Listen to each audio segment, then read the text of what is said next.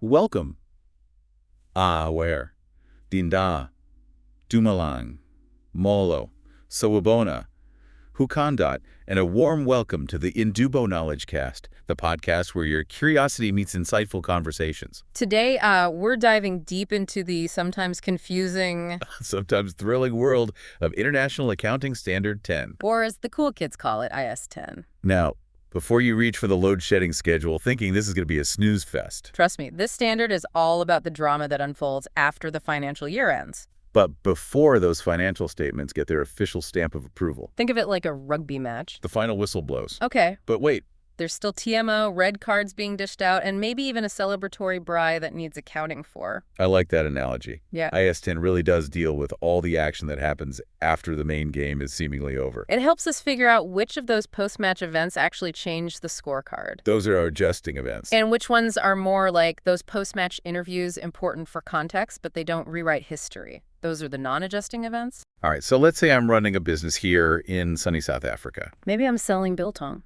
Maybe I'm mining for gold. Maybe I'm running the next big tech startup. Why should I even care about IAS 10? Is this just for those big multinational companies, or does it affect me too? That's a great question. And it's important to understand that even if you're not a JSE-listed giant, If you're dealing with international investors, partners, or even just trying to benchmark yourself against international competitors, understanding IAS 10 is crucial. it's all about making sure everyone is speaking the same financial language. So it's like making sure everyone at the braai understands that bring in braai doesn't mean you arrive empty-handed, right?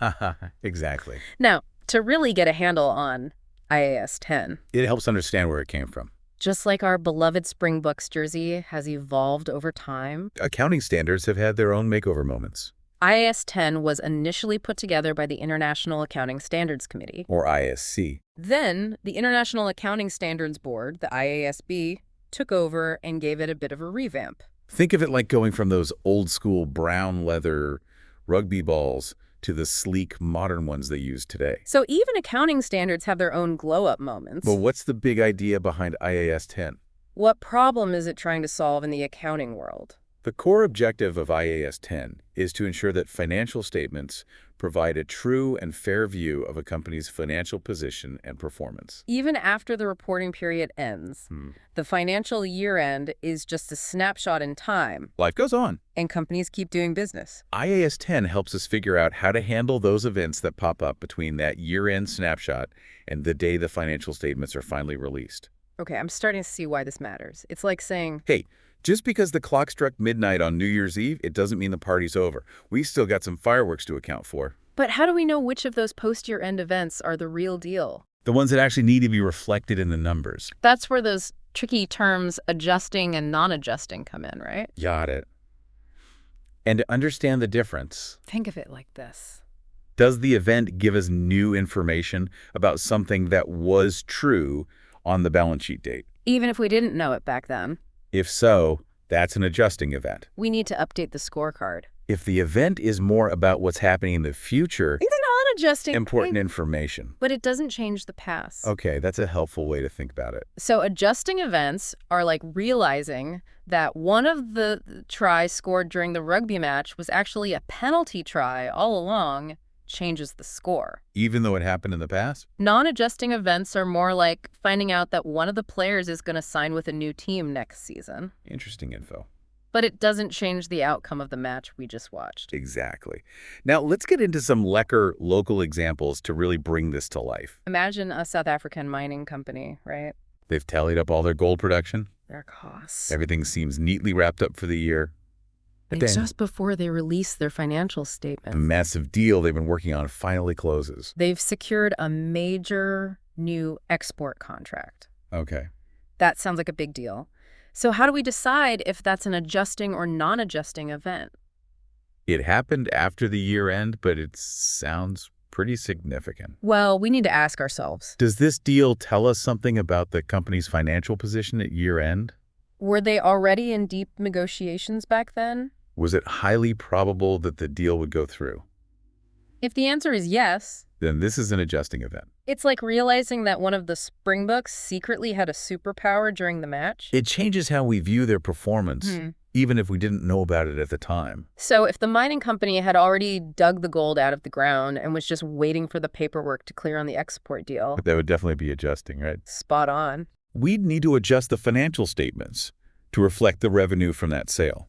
Even though the actual cash might not have changed hands until after year-end?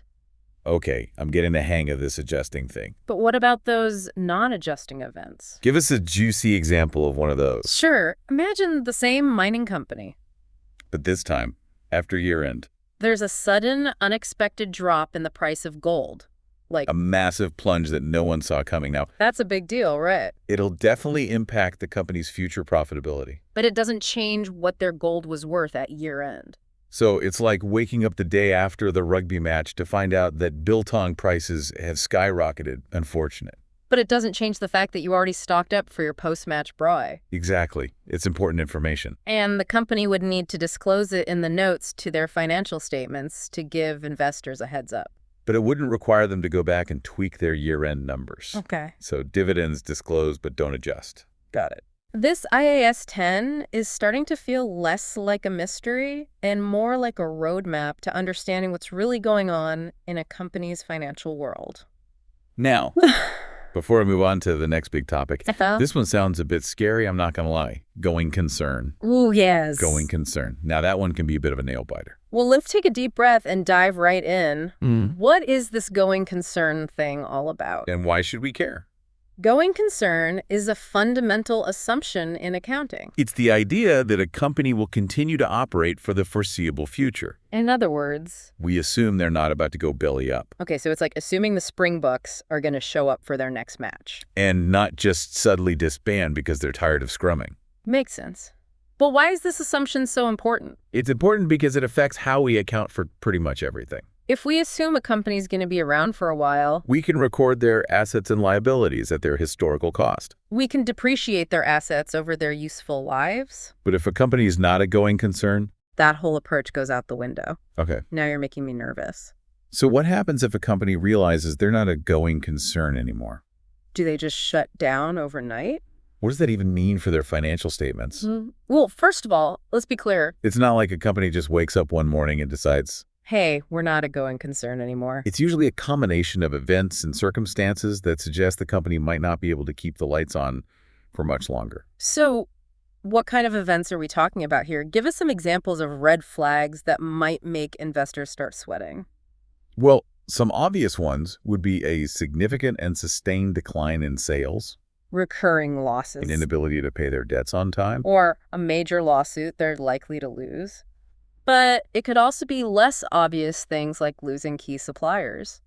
a sudden change in government regulations that makes their business model unviable. Or even something like, oh, I don't know, a global pandemic that throws the entire economy into chaos. Now you're really making me sweat.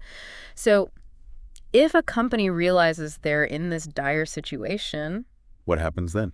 do they just throw in the towel? Not necessarily. Yeah. They might try to restructure, Sell off assets. negotiate with creditors. Or find some other way to stay afloat.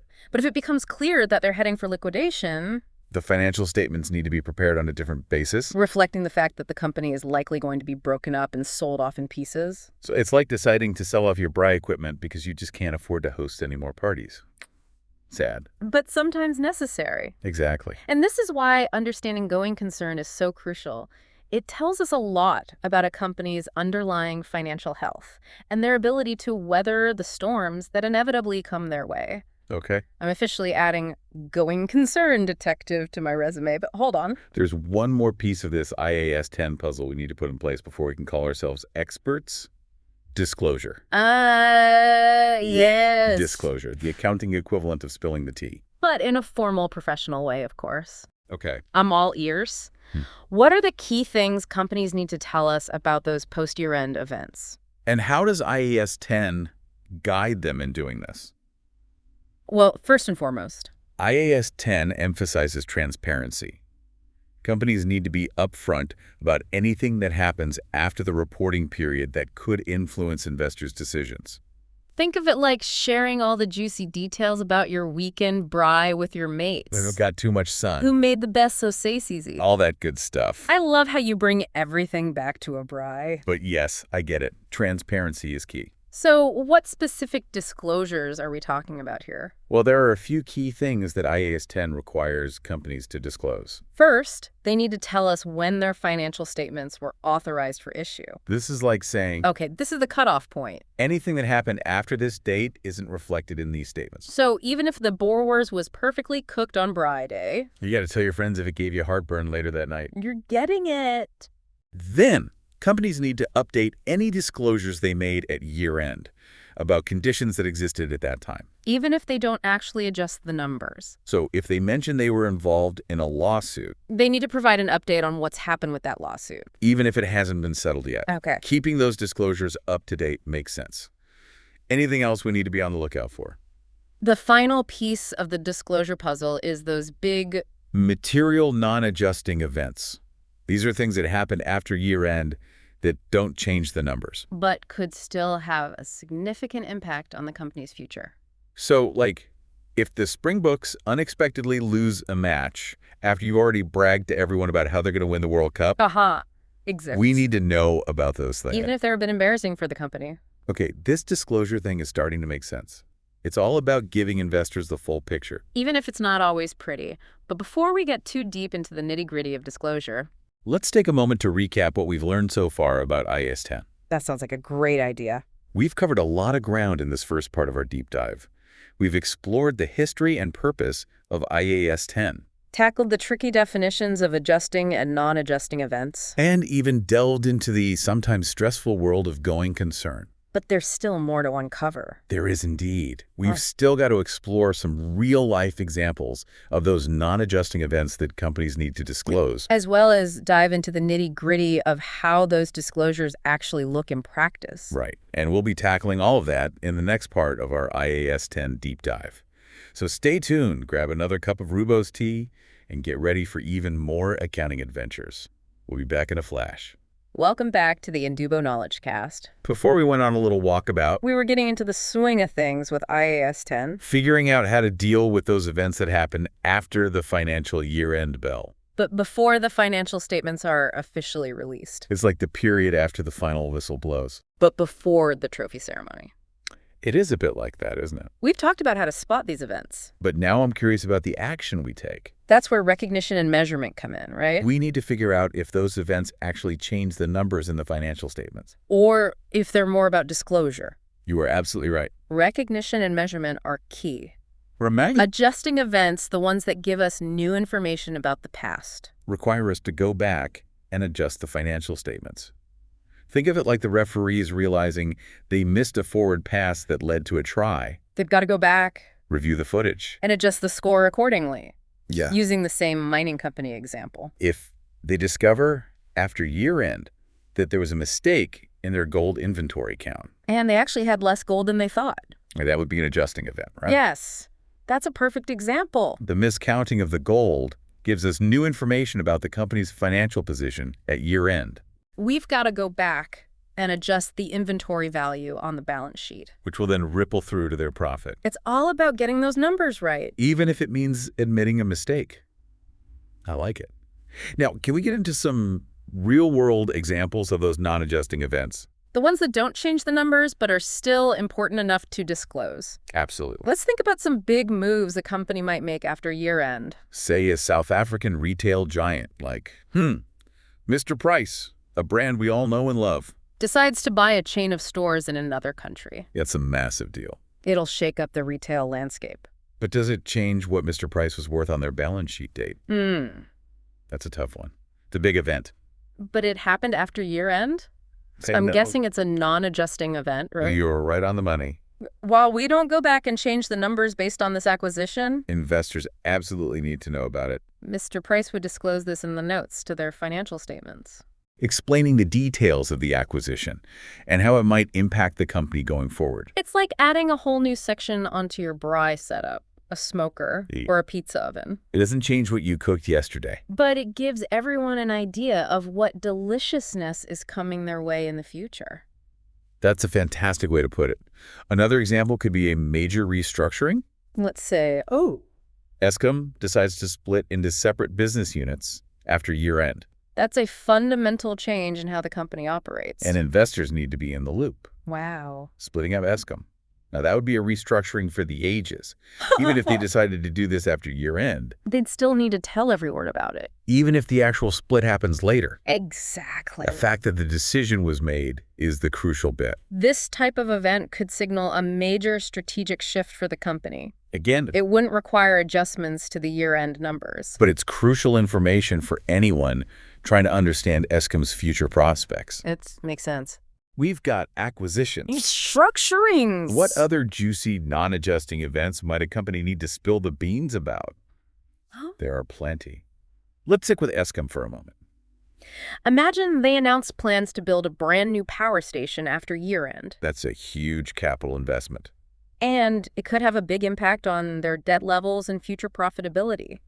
But it's not about what's already happened. It's about what's to come. It's like announcing you're going to install a solar geyser on your roof. It's going to change your energy consumption. But it doesn't mean you used less electricity last month.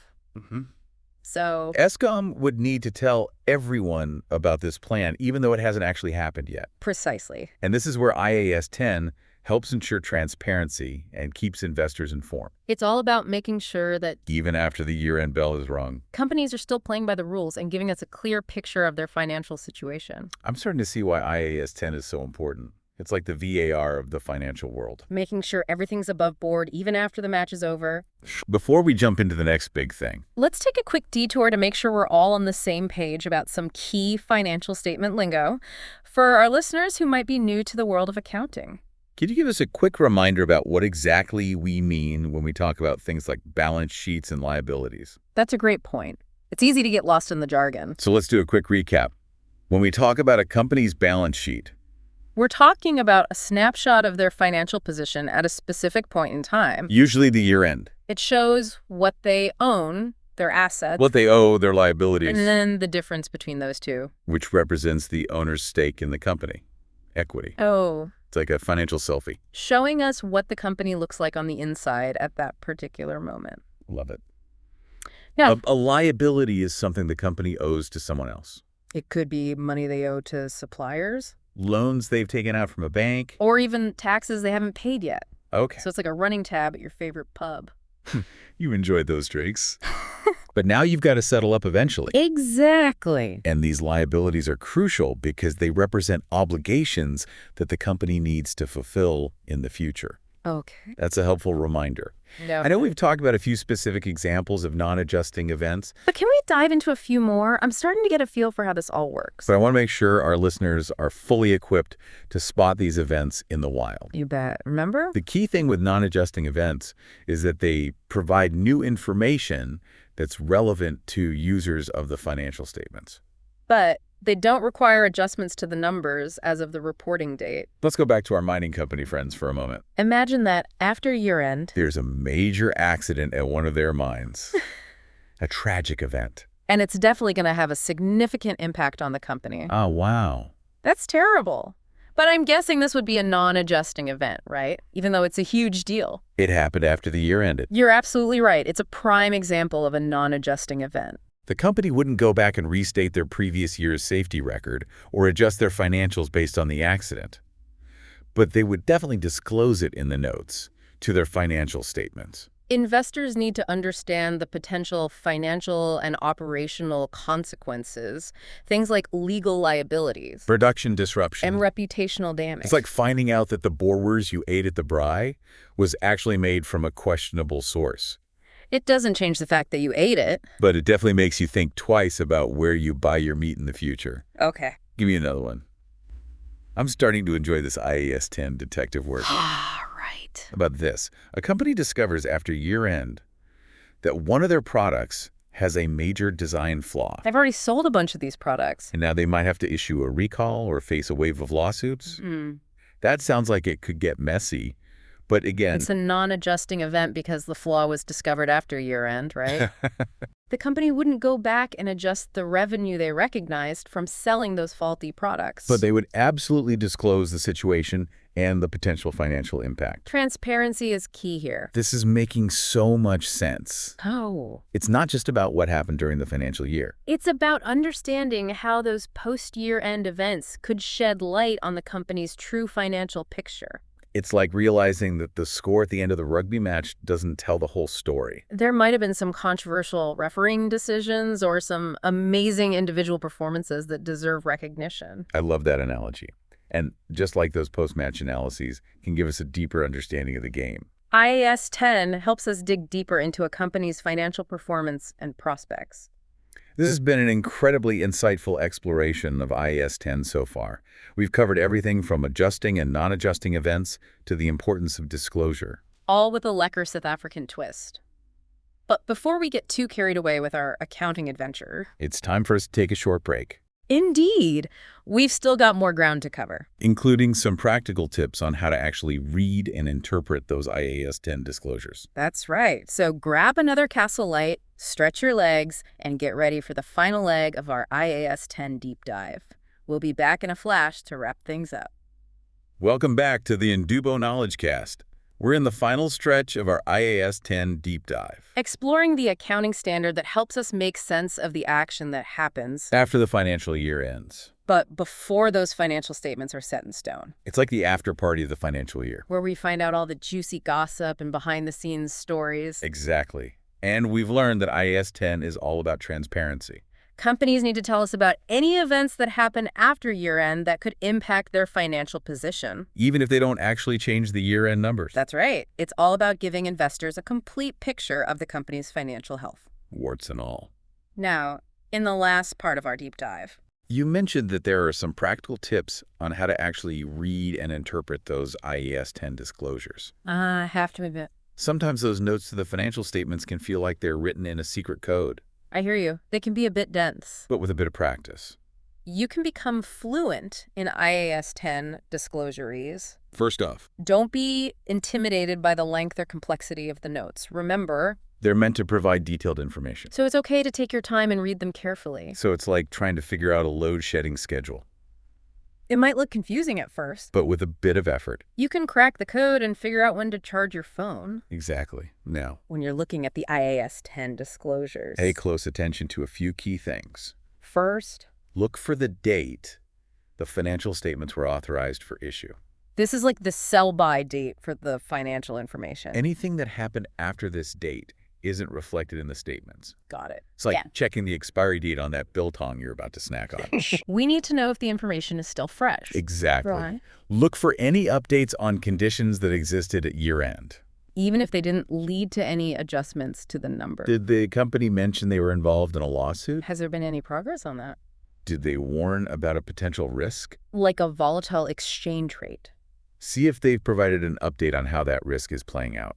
So it's like checking in with your mate who is complaining about a dodgy Gatsby he ate. Has he recovered?